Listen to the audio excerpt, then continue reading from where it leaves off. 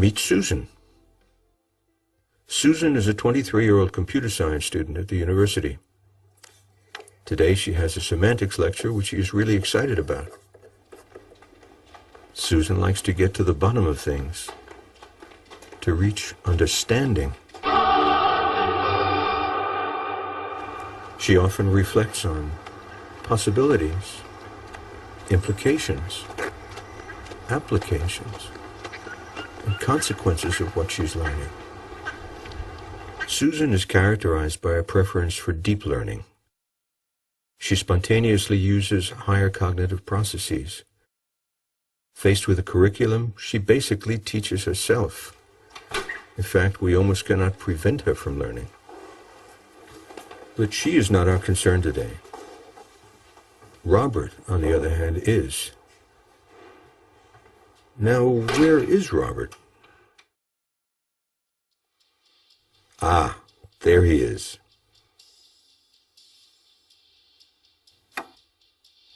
Robert is also a Homo sapiens. Same age, also a student of computer science, and also has the semantics lecture today. However, Robert is a different type of student. His goal is not to achieve understanding. In fact, Robert doesn't really care about the learning in itself. His goal at university is different. His goal is to get a piece of paper and a handshake from an important man with gray hair, to pass exams, get a degree, and get a decent job.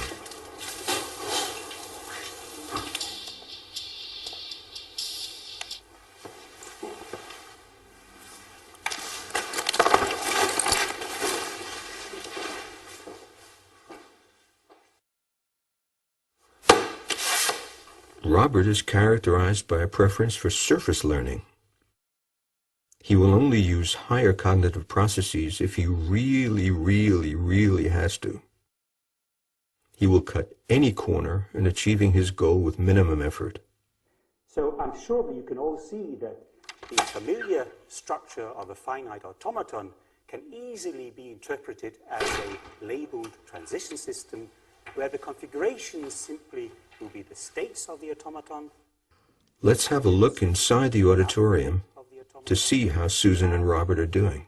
Arrow, the transition relation, will Let's be the look a little closer. of the automaton.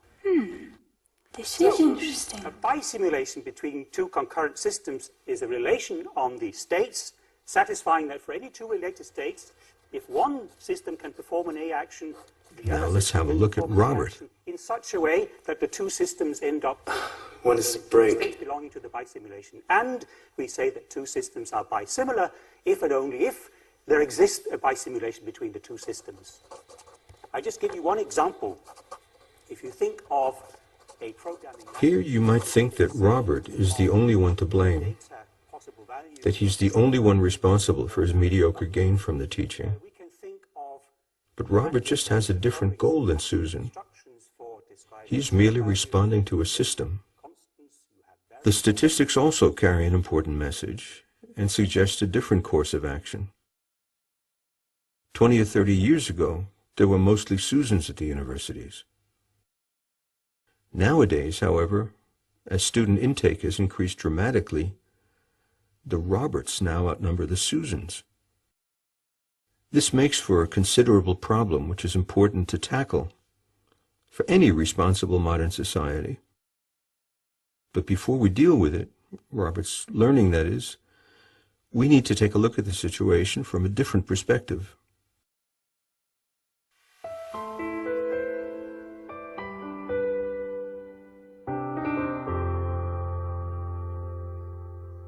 Let's see what the teachers have to say about our two students. Yes, Excuse me, could you tell me about Susan, please? Susan. Yes, Susan is one of our good students. She always does well, not only in my own classes, but I know that she performs well in all classes. She's truly one of our good students. Then what about Robert? Robert. You know, the guy... Ah, Robert.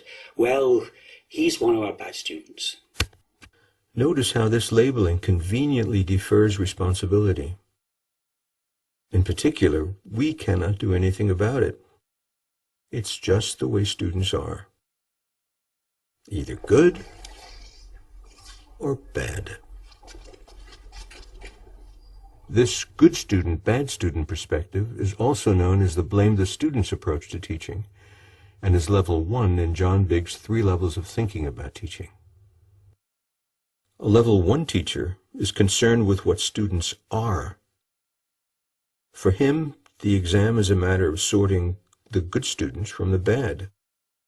A level 2 teacher has the focus on the teacher and is concerned with what the teacher does.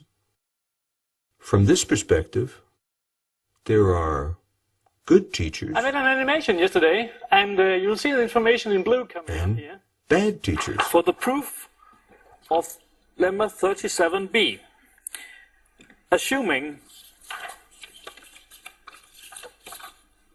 that proposition 21g holds. This perspective is also known as the blame the teacher's perspective. A so-called good level 2 teacher will attempt to arm himself with an armada of teaching techniques, tips, and tricks. There are many types of level 2 teachers. However, common for most of these, apart from having a teacher focus, is that the result is passive students. We need to engage and activate the students. And then she said, it was the transition system.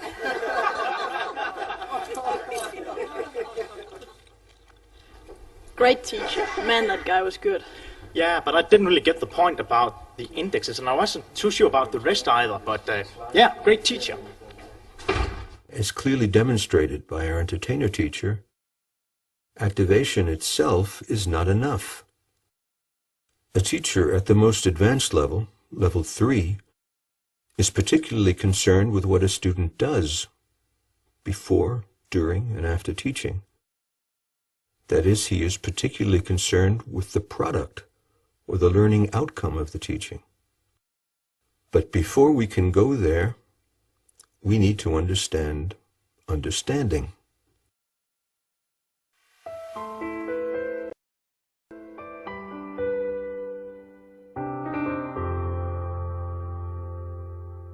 Since we were talking about activation, I'd like to activate you, the viewer, using the following puzzle.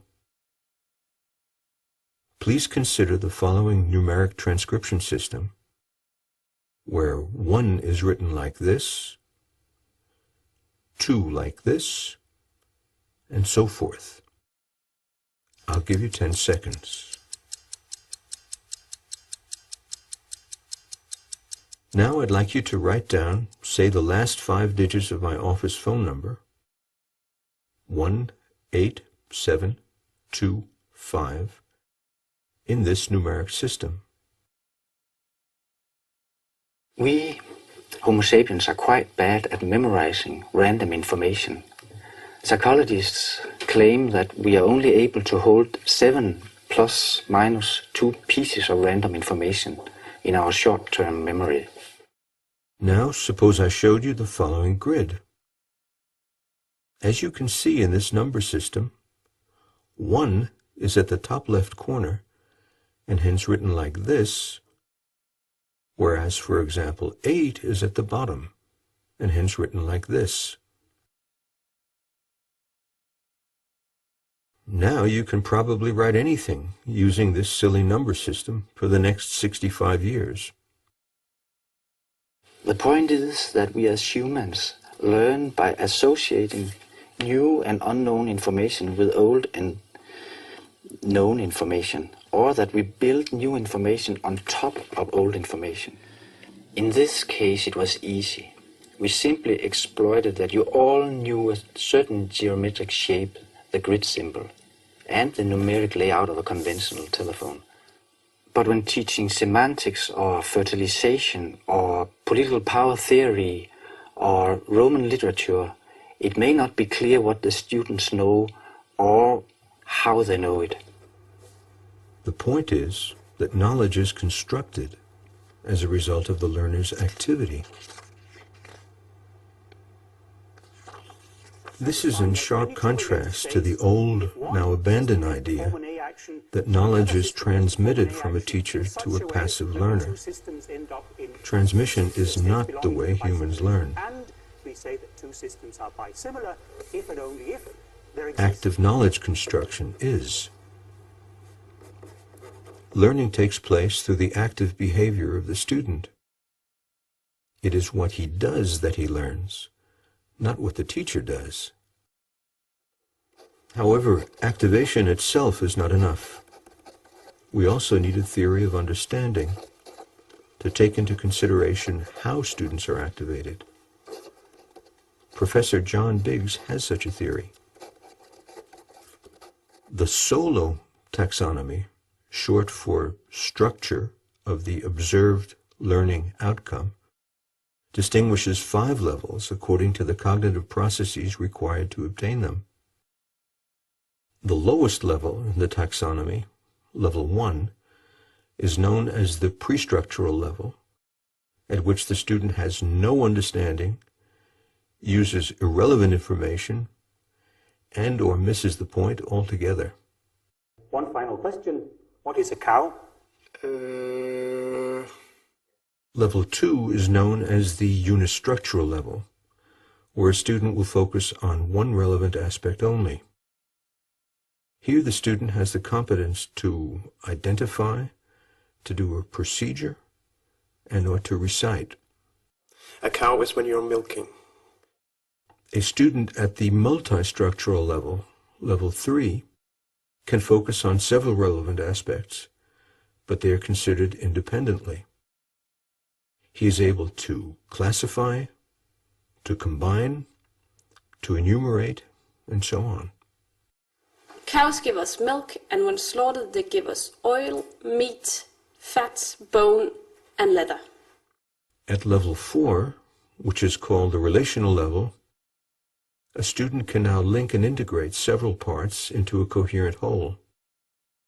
Details are linked to conclusion, and its meaning is understood. He has the ability to relate, to compare, to analyze, and so on. The essential difference between a Jersey cow and a Hereford Angus cow is that a Jersey cow produces a lot more milk, but is substantially smaller. At the 5th and highest level, the extended abstract level, a student has the capacity to generalize the structure beyond the information given, and even produce new hypotheses or theories which may then be scrutinized. Cattle, or kai, are domesticated ungulates, a member of the subfamily Bovinae. And it seems to me that humans must have been the root cause for the diversification of cattle, because they were selected for different genetic characteristics like draft, milk, meat, size, color, and behavior, to name a few. We refer to levels 4 and 5 as deep For understanding. instance, one can prove that it is always an equivalence relation. Yeah. Excuse me, isn't this the same as last week, except with implicit environment? Levels 2 and 3 are referred to as surface understanding. We could have composition, the usual semicolon operator, and then we'll have an if-then-else construct, and... Wait, is that a colon or semicolon?